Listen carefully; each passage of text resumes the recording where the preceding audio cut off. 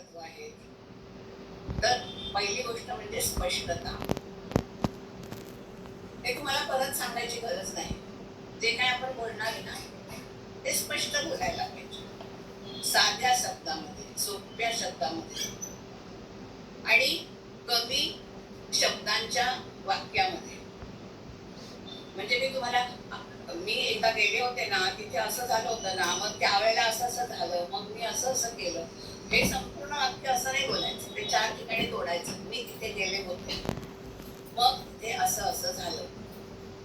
पूर्णविराम. मग त्यावर मी असं-असं केलं.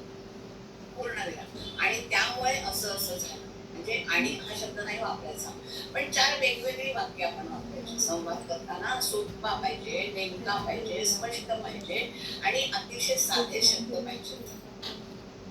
आणि हे कधी होतं माहितीये का? आपल्याला आपण जेव्हा त्याचा अभ्यास आधी केलेला असतो तेव्हा. पूर्वतयारी असेल ना, तेव्हा संवाद चांगला होऊ शकतो.